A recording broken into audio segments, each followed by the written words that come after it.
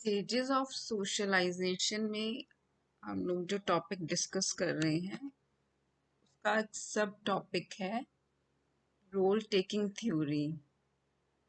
जो role taking theory है वो जॉर्ज हर्बर्ट मीड जो कि एक अमेरिकन साइकोलॉजिस्ट थे उन्होंने दी है। रोल टेकिंग थ्योरी में मीड कहते हैं कि individuals take others into account by imagining themselves in the position of that other, process called role taking। कि जब हम जो सामने वाला इंसान है जो इंडिविजुअल है उसको देखकर हम खुद को इमेजिन जो करते हैं उसकी पोजीशन को इमेजिन करते हैं उसका जो रोल डिफाइन करते हैं अपने लिए उसको रोल टेकिंग कहा गया है। We develop ourselves with reference to interaction we have in our own society and are not born with it।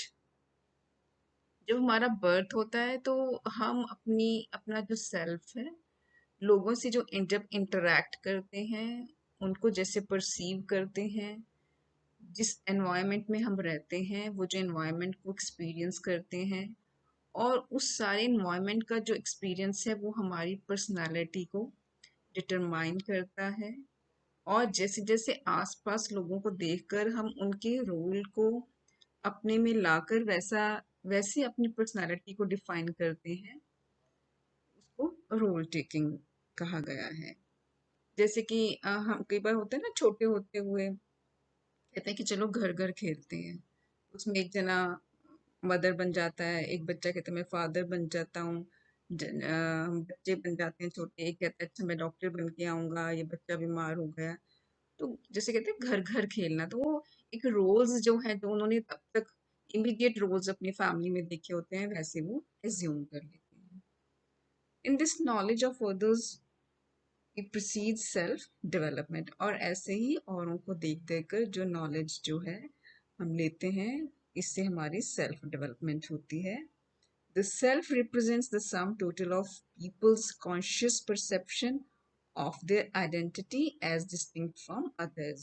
और जो औरों को देखकर औरों के रोल को जो लोग परफॉर्म कर रहे हैं उनको देखकर जो हम अपनी एक परसेप्शन लेकर अपनी एक आइडेंटिटी बनाते हैं जो कि औरों से अलग होती है क्योंकि ना सबके रोल्स देख लिए सबके रोल्स को देखकर उसके बाद जो हमने अपने में एब्जॉर्ब किया वो जो हमारी आइडेंटिटी होगी वो औरों से अलग होगी और वही हमारा सेल्फ होगी।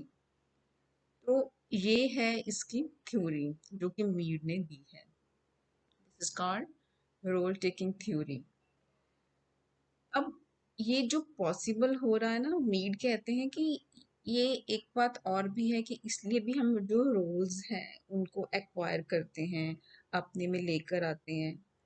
उसका एक रीजन जो मीड ने दिया है that is because humans have a unique ability to use and respond to symbols. कि जो ह्यूमन बीइंग्स हैं वो सिंबल्स को समझते हैं रिस्पॉन्ड करते हैं उनमें ये एबिलिटी होती है। जैसे किसी की कोई बॉडी लैंग्वेज है कोई काम कर रहा है हम किसी को काम करते देखते हैं उसके एक्सप्रेशंस को देखते हैं उसके इमोशंस को फील कर रहे हैं और क्या एक्टिविटी कर रहा है। वो जो सारी चीजें हैं जब हम उनसे उसको हम सिंबॉलिक मानते हैं जब उनको भी हम समझते हैं तो वो भी रोल टेकिंग का पार्ट बन जाता है। और ह्यूमन बीइंग्स में ये एबिलिटी होती है कि वो उन सिंबल्स को समझ पाते हैं इसलिए वो रोल का ही पार्ट बनते हैं और उसकी आइडेंटिटी का पार्ट बनते हैं। तो इसलिए ये एक बहुत इम्पोर्टेंट बात मीड ने दी कि जो ह्यूमन बीइंग्स हैं वो सिंबल्स को समझते हैं। अब हम बात करेंगे स्टेजेस की। मीड ने 3 स्टेजेस दी हैं जिसमें कि एक ह्यूमन बीइंग का सेल्फ डेवलप होता है और कैसे कैसे डेवलप होता है।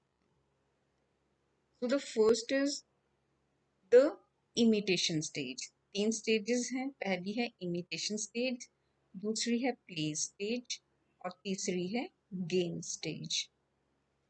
इमिटेशन स्टेज जो है वो तब शुरू हो जाती है जब बच्चे का बर्थ होता है और तकरीबन 2 साल तक जन्म से लेकर जब तक बच्चा 2 साल का होता है, इमिटेशन स्टेज रहती है। इमिटेशन स्टेज में क्या होता है कि बच्चा कॉपी करता है बिहेवियर को बिना अंडरस्टैंडिंग के।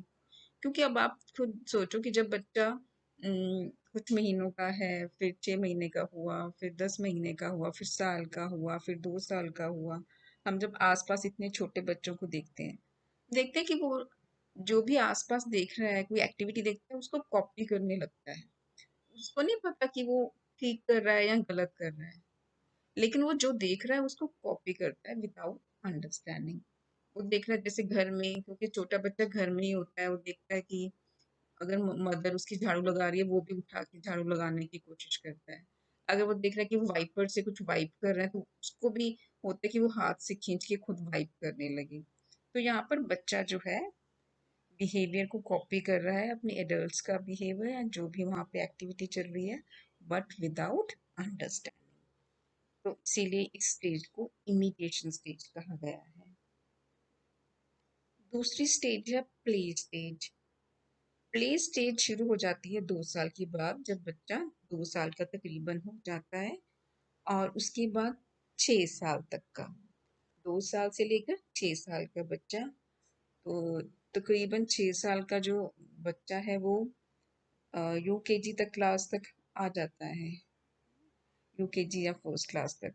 तो अब ये 2 साल का जब हुआ, तो ये प्ले स्टेज में होता है। उसके बाद वो क्या करता है, जैसे कि खेलता है, जैसे उसका एक कोई और फ्रेंड है, उसके साथ खेलते हैं, घर में 2-3 बच्चे हैं। तो यहाँ पर अब ये जो बच्चे हैं, ये एक दूसरे का बिहेवियर समझने लग जाते हैं, जैसे वो देख रहे हैं। अब यहाँ पर क्या हुआ, यहाँ पे वो अंडरस्टैंड कर रहे हैं बिहेवियर को, क्योंकि इमिटेशन स्टेज में तो वो विदाउट अंडरस्टैंडिंग कर रहा था, लेकिन प्ले स्टेज में क्या है, वो जो रोल देख रहे हैं उनको परफॉर्म करते, वो उसको रोल को अंडरस्टैंड कर रहे हैं।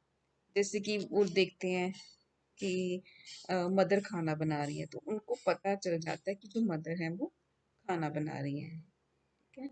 अगर पास कोई बैठा भाई है, भाई बहन है, वो अ, रोज सफाई करता है, घर की झाड़ू लगाता है, तो उसको पता लग जाता है कि ये मेरा जो भाई है वो झाड़ू लगा रहा है, उसको रोल की समझ आ जाती है। तो उस टाइम पर वो जो इतने छोटे होते हैं कि उनको ज्यादा रोल्स तो नहीं समझ आते, लेकिन जो बहुत करीब रहते हैं उस बच्चे के, उनका रोल बच्चे को जरूर समझ आ जाता है। ठीक है। तो यहाँ पर जो बच्चा है प्ले स्टेज में, अ, जैसे मैंने आपको पहले भी बताया कि जैसे वो यहाँ पे घर घर खेलना अगर शुरू कर देता है, तो उसको पता है कि हाँ, मम्मी का क्या रोल चल रहा है और पापा का क्या रोल चल रहा है। तो उनको अब जैसे छोटे बच्चे को डॉक्टर के पास लेकर गए, तो उसको पता है कि डॉक्टर जो है वो थर्मामीटर लगाता है, तो वो जब घर घर खेलेंगे तो एक बच्चा कहेगा मैं डॉक्टर बन जाता हूँ, और वो भी थर्मामीटर से टेम्परेचर चेक करने लग जाता है। तो यहाँ पर वो जो जिस जिस रोल को बार बार देखते हैं, उसी रोल को प्ले करना शुरू कर देते हैं। थर्ड स्टेज है गेम स्टेज।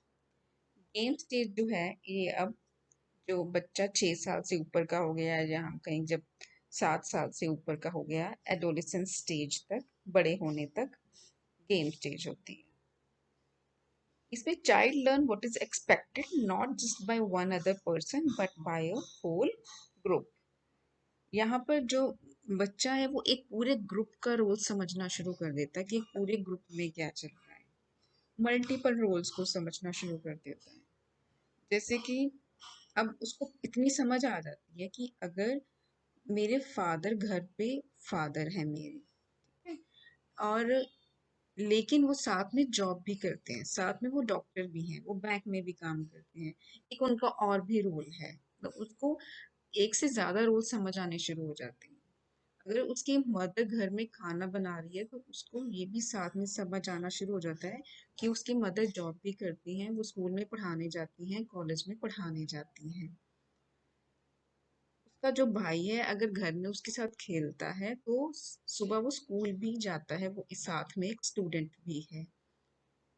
एक से ज्यादा रोल जब बच्चे को समझना शुरू हो जाए, तो उसको गेम स्टेज कहते हैं। तो इन दिस वे या फिर हम एक और एग्जांपल ले लें, जैसे एक गेम है। अब वो जो गेम खेल रहा है बच्चा, अगर क्रिकेट खेल रहा है तो उसमें 11 प्लेयर्स खेल रहे हैं, तो 11 में से किस बच्चे का क्या रोल है, कौन रेफरी है, कौन विकेट कीपर है, किसने क्या नॉर्म्स फॉलो करने हैं, उन सब नॉर्म्स को वो समझना शुरू कर देता है। तो इसलिए यहाँ पर जो वो बच्चा है मल्टीपल रोल्स को समझता है। ये 3 स्टेजेस हैं जो मीड ने डिस्कस करी हैं। अब एक और इम्पॉर्टेंट बात है जो मीड ने इस थ्योरी में डिस्कस की है, वो है पार्ट्स ऑफ सेल्फ। मीड कहते हैं कि सेल्फ दो हिस्सों में बटा होता है, एक होता है आई और एक होता है मी। आई जो सेल्फ का हिस्सा, आई वाला हिस्सा है, वो स्पॉन्टेनियस होता है, अनप्रिडिक्टेबल, इम्पल्सिव और अनऑर्गेनाइज्ड होता है। एक्टिव एस्पेक्ट कहते हैं। वो खुद को ही देखता है, प्रेजेंट और फ्यूचर फेज में रहता है, और सिर्फ उसके जो आइडियाज हैं, उसकी जो अंडरस्टैंडिंग है, उसका जो एटीट्यूड है, वो औरों को प्रेजेंट करता है। और इतना इम्पल्सिव होता है कि उस जैसे कहते हैं ना, एक खुद छोटा बच्चा है, उसने अगर कह दी मुझे चीज अभी चाहिए तो अभी चाहिए। तो ये जो आई है, ये जो मैं है, बहुत ही सब्जेक्टिव रोल प्ले करती है, बहुत ही स्पॉन्टेनियस और बहुत ही इम्पल्सिव। और जबकि मी है, दूसरा हिस्सा, वो सोशलाइज्ड एस्पेक्ट है। पास्ट फेज में जो जो उसने सीखा है कि मैंने तो ऐसा देखा था, मैंने तो ऐसा देखा था रोल्स में, तो पास्ट फेज को प्रायोरिटी देता है। और ज़्यादा फोकस किस पे करता है कि जैसे उसने किसी और इंसान का एटीट्यूड देखा, तो उसी एटीट्यूड को इंटरनलाइज करने की कोशिश करता है। अपने आसपास उसने जो रोल्स देखे होते हैं सोसाइटी में, उनको सोशलाइज करने की कोशिश करता है, अपनी आइडेंटिटी में लेकर आता है, उनका इंटरेक्शन अपनी आइडेंटिटी में लेकर आता है।